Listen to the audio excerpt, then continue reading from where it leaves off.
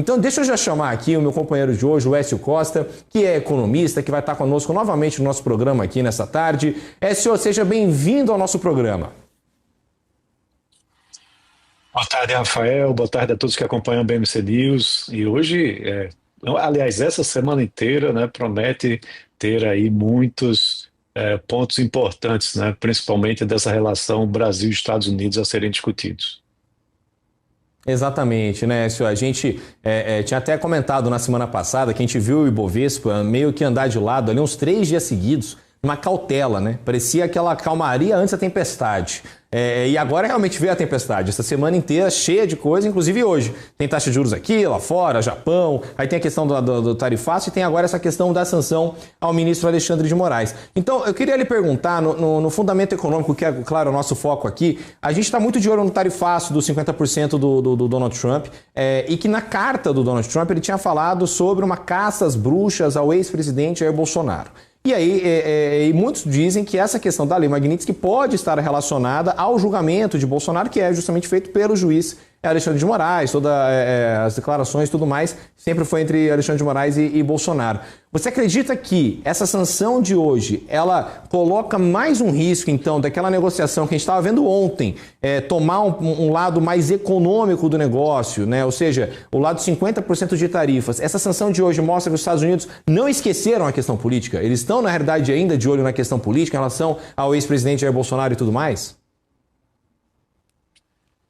A esperança é que isso não aconteça, né, que haja uma dissociação, né, mas veja, há poucos dias, há 2 dias da efetivação de uma tarifa de 50% contra o Brasil, você tem o anúncio, né, de uma primeira vez, de um tipo de anúncio de aplicação dessa lei Magnitsky contra alguma autoridade, né, aqui do Brasil.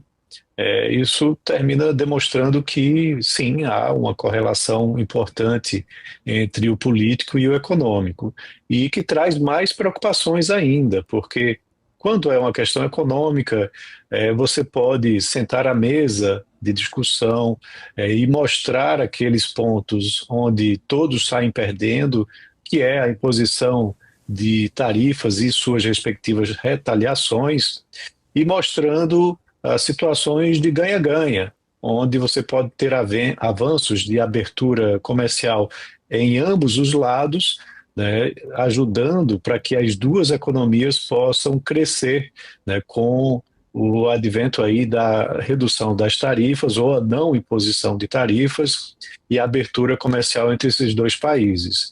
Eu vim apostando muito as fichas nessa situação, né, de você poder ter uma dissociação entre o político e o econômico, né, com os esforços dos senadores, do vice-presidente Geraldo Alckmin, nesse sentido, mas pelo que a gente está vendo, não houve avanço significativo, pelo menos até agora anunciado, e eu diria que a bala de prata, o último esforço deve vir a partir do próprio presidente Lula, né, ao fazer diplomaticamente uma ligação para o presidente dos Estados Unidos, Donald Trump, e tentar iniciar uma negociação para a redução dessas tarifas, e esquecendo, né, de lado essa questão de judiciário, né, pelo menos temporariamente, para tratar um problema de cada vez, né, o problema econômico e o impacto econômico que uma tarifa e uma retaliação por parte do Brasil vai trazer, né, em ambas as economias, mas principalmente na economia brasileira. Isso tem que ser bastante enfático, né, dado o tamanho dos Estados Unidos como parceiro comercial, é o nosso segundo maior parceiro comercial depois da China, ao contrário, né, do peso que nós representamos no comércio internacional lá dos Estados Unidos. A gente tem muito mais a perder. E a retaliação já foi anunciada pelo próprio Trump, que levará a novas imposições de barreiras comerciais. E isso termina virando uma bola de neve, né, onde você só tem perdedores. Então, a expectativa é que o presidente Lula faça essa conexão com o presidente Trump. Claro, use toda a diplomacia brasileira, que é muito boa nisso, tem uma tradição de muitas décadas de ter um bom posicionamento no relacionamento com os demais países, para que haja esse contato entre os dois presidentes e alguma apaziguação venha a acontecer, né? E isso é muito importante para os brasileiros, para os americanos, mais ainda, como eu disse, para os brasileiros, e não só os negócios, mas também a população em geral. Exatamente, né, senhor? Muita coisa em jogo, né? Essa mesa de negociações, ela tem muita coisa. E como você bem disse, né? O presidente Lula sinalizou ontem que gostaria de possivelmente fazer uma ligação ao presidente dos Estados Unidos, Donald Trump, né? Para tentar fazer essa negociação e tudo mais. E esse ato, né? Esse ritual diplomático, ele funciona um pouquinho mais demorado do que o dia 1º de agosto. Então ele precisa sinalizar primeiro uma vontade a ligar ao presidente dos Estados Unidos, né? A embaixada vai sinalizar, a Casa Branca tem até 3 dias para informar essa disponibilidade. Depois, o presidente, então, a embaixada do Brasil formula um roteiro do que o presidente Lula vai ter que seguir nessa conversa, então como é que ele vai lidar nessa negociação.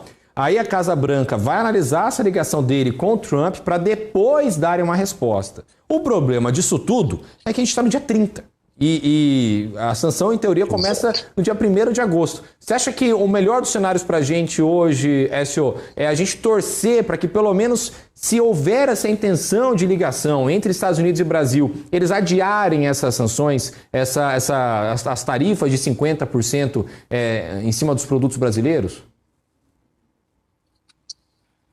Veja, Rafael, às vezes há jogos de bastidores que a gente desconhece, né? Então, aqui a gente vai estar falando meio que no que a gente acompanha, né, do que é declarado à imprensa, né, pelo governo. E a sensação que fica é que realmente está sendo too little, too late, né? Ou seja, muito pouco sendo feito em um espaço de tempo muito atrasado, né, para a aplicação desse tarifaço do dia 1º. Então, eu acho que muito provavelmente dia 1º a gente vai ter a aplicação, né, do tarifaço, a não ser que o Donald Trump deliberadamente resolva fazer um adiamento não só aqui do Brasil, mas também dos demais países. Isso é possível, né? Isso já foi feito no passado, e aí o Brasil indiretamente se beneficiaria dessa situação.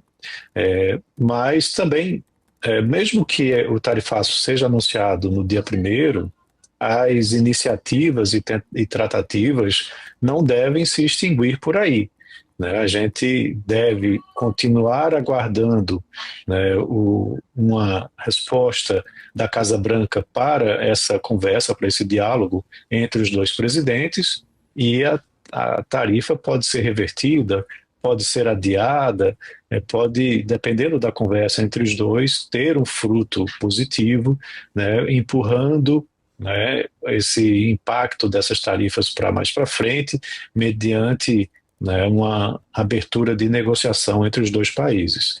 Preocupa também, como eu disse, se você tiver novas retaliações por parte do governo brasileiro, que até agora não demonstrou efetivamente nenhuma retaliação, e espero que permaneça mais tentando diálogo realmente do que fazendo retaliação, que aí é um caminho muito mais complexo de se reverter. Há ainda preocupações com relação à compra, né, de fertilizantes e combustíveis por parte do Brasil da Rússia, e os senadores que estiveram lá visitando o Congresso americano disseram que tanto republicanos quanto democratas devem estar trabalhando numa lei que vai trazer sanções econômicas para países que fizerem compras diretamente, né, de produtos russos. O Brasil tem uma demanda muito grande por fertilizantes, a oferta mundial ela é enxuta, ela é pequena, e você tem uma Ucrânia, por exemplo, que é um grande fornecedor de fertilizantes, mas que está sob ataque da Rússia, né? Sob invasão da Rússia, num problema muito sério. E a própria Rússia é outro grande fornecedor. A produção doméstica ela ainda não é suficiente para atender a demanda. Nós somos um grande produtor, né, do agronegócio a nível mundial, e isso pode ter até um efeito cascata, né? À medida que você tenha menos fertilizantes para serem importados aqui pelo Brasil, o preço vai aumentar, que vai aumentar o preço dos produtos do agronegócio. Então, geopoliticamente, né, a nível mundial, a gente vive momentos bastante complicados que podem trazer danos aqui para o Brasil, mas para os Estados Unidos, para o mundo como um todo.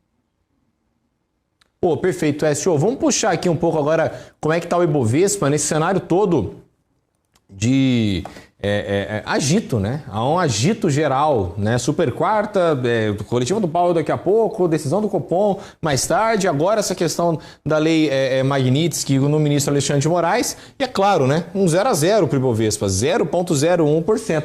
Cautela geral, né? O mercado com uma pressão danada para todo lado. Era isso mesmo, né, Écio? É o que a gente agora vai voltar a ver o Ibovespa, né? A gente está vendo agora um cenário novamente do mercado meio aflito, meio cauteloso com toda essa situação envolvendo Estados Unidos e Brasil, né? Exato. Quanto mais incertezas você tiver, né, menos posições vão ser assumidas, né, e um movimento cada vez maior pode acontecer para investimentos que tragam menos risco, né? E você está aí na proximidade de um anúncio de juros aqui no Brasil, e nos Estados Unidos, onde nenhuma grande surpresa deve acontecer, deve haver manutenção nos dois cenários, porém o que todo mundo está de olho é nas declarações que vêm junto com as decisões de juros, né? E que horizonte está sendo observado pelos comitês de política monetária aqui do Brasil e também do Open Market Committee lá dos Estados Unidos, se há algum cenário de redução de taxa de juros. Aqui no Brasil deve permanecer nesse patamar até o final do ano, mas vale lembrar que é a primeira reunião onde se mantém a taxa de juros, né? Não há novo aumento, então isso deveria ajudar, né, os títulos de renda variável, mas, por outro lado, você tem toda essa preocupação, né, e a possível implantação de uma tarifa que reduz muito a atividade econômica aqui no Brasil a partir de sexta-feira. Há estudos que mostram que o impacto pode chegar a 1 ponto percentual no crescimento de 12 meses do PIB, né, aqui, e se houver retaliação, esse impacto vai aumentando.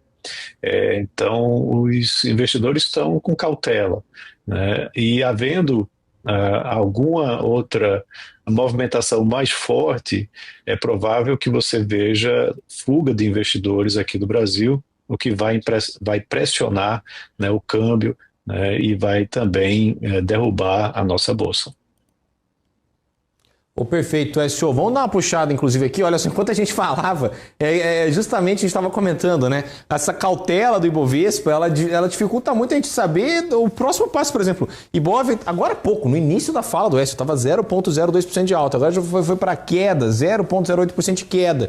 O mercado vai ficar nessa, né? Vai ficar nessa até vir hoje o discurso de Powell, do Copom e tudo mais, até vir o próximo gatilho, né? E principalmente a história do tarifaço. Então, só para a gente poder fechar hoje, senhor, esses 2 minutinhos que faltam aqui no nosso ao vivo. Expectativa para a super quarta, que era o principal assunto do dia quando tinha pensado aqui o jornal de hoje, né? Mas tudo mudou. Mas expectativa para a super quarta, o que a gente deve esperar, principalmente da coletiva do Jerome Powell, que começa daqui a pouco? Como eu já antecipei, né? Manutenção de juros nos dois cenários, porém, lá nos Estados Unidos chama até mais atenção do que aqui, porque você começa a ter novos dirigentes, né, do Fed, apontados pelo Donald Trump, que já começam a apresentar alguma divergência em relação à política de juros. E isso pode trazer alguma novidade, né, no cenário de redução de juros ainda esse ano, por parte da economia americana, mas, por outro lado, há também muitas expectativas em relação ao impacto desse tarifaço na inflação americana. É claro, a gente sabe que elevando tarifas de importação em qualquer país, mesmo sendo uma economia grande como a americana, isso eleva o preço internamente, domesticamente desses produtos e traz algum impacto na inflação. Quando é um setor ou outro, é algo menos, assim, não é algo generalizado, algo mais específico, mas da forma que os Estados Unidos está fazendo, e relacionando isso para todas as economias, de todos os produtos, aí sim traz um impacto mais relevante. É diferente do que estava se falando aqui no Brasil, que essa tarifa dos Estados Unidos sobre suco de laranja, carne, café, iria ajudar a inflação brasileira, né? São itens isolados. O IPCA tem aí mais de 500 itens na sua cesta de produtos para o cálculo do seu índice, deve trazer algum impacto aqui no Brasil, momentâneo, em pequenos setores e ainda por cima. Produtos alimentícios têm uma perecibilidade muito alta, então isso vai ser no curtíssimo prazo de tempo. Depois o pior, sobe o preço de volta com pouca atividade econômica. Tá certo, senhor. Queria muito agradecer a sua presença aqui no nosso programa de hoje e te convidar para voltar mais vezes aqui, que é sempre um papo muito bacana, tá certo? Estou sempre à disposição, Rafael. Um abraço a todos. Valeu, grande Écio Costa, economista aqui, que sempre vem bater esse papo com a gente aqui.